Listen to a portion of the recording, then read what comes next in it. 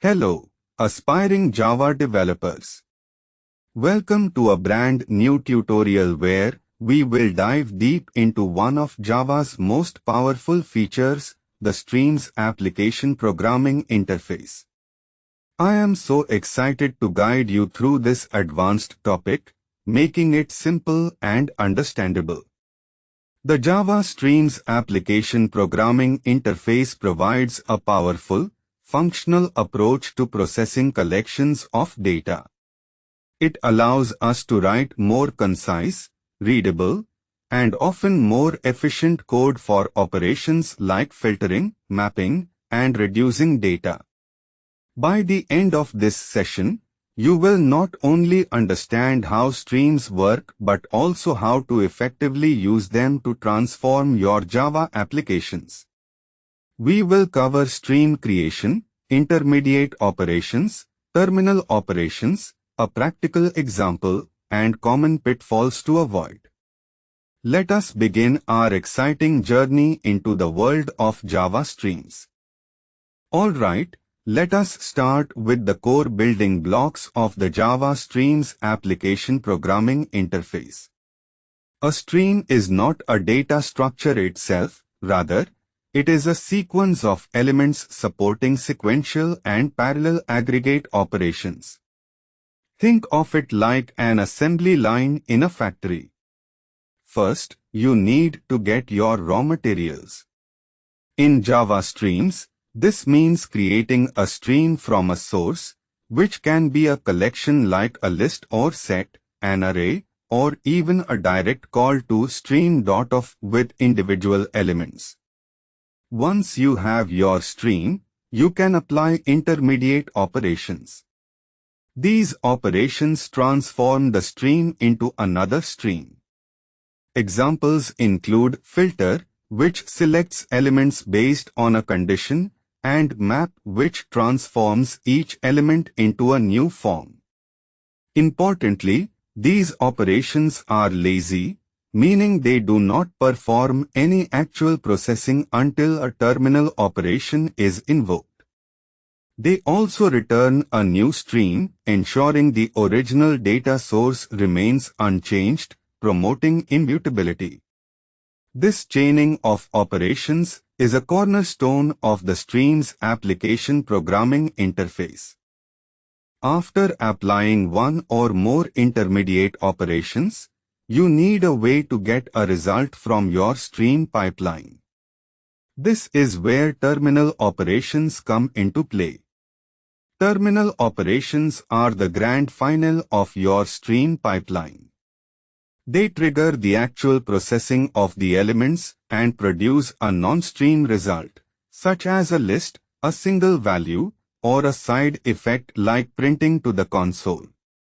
Once a terminal operation is executed, the stream is considered consumed and cannot be reused. Common terminal operations include collect, which gathers elements into a collection for each, which performs an action for each element, reduce, which combines elements into a single result, and count, which simply returns the number of elements. Understanding the distinction between intermediate and terminal operations is crucial for effectively using the Java Streams application programming interface. Remember, no terminal operation, no execution, no result. Now, let us bring everything together with a practical, real-world example. Imagine you have a list of product objects, and you want to find the total price of all in-stock products. Without streams, you might use a traditional for each loop with conditional checks and manual summation.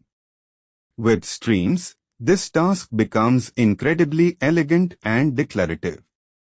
We start by creating a stream from our list of products. Then, we apply a filter operation to keep only the products that are in stock. Next, we use readable to extract the price of each filtered product, converting the stream of products into a stream of double values. Finally, We use the sum terminal operation to calculate the total price. This entire process is expressed in a single, fluent pipeline, making the code easy to read and understand. It truly showcases the power of the Java Streams application programming interface for data transformation.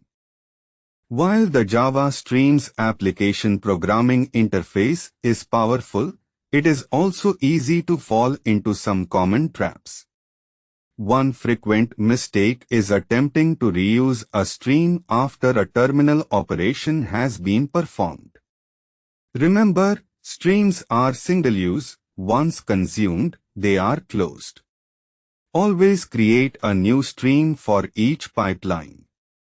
Another common error is modifying the original data source during stream processing.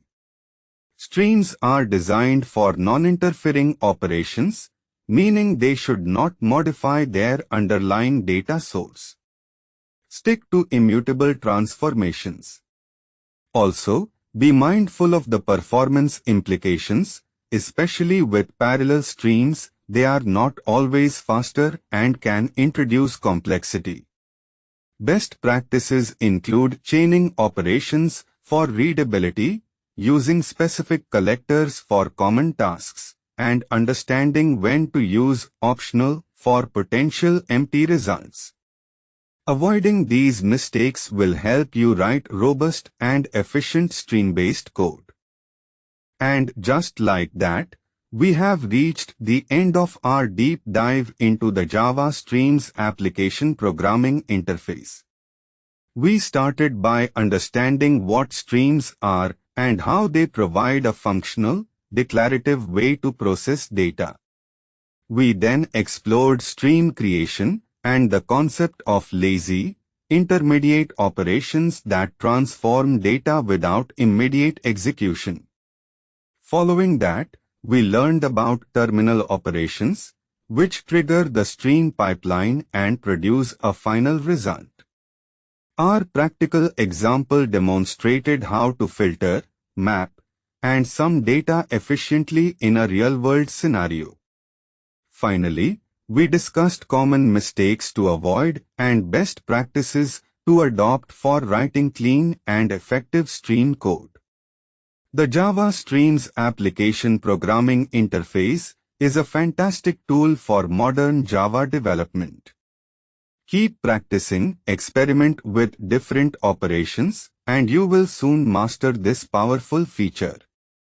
If you found this tutorial helpful, please give it a big thumbs up, share it with your friends, and do not forget to subscribe to our channel for more advanced Java programming content.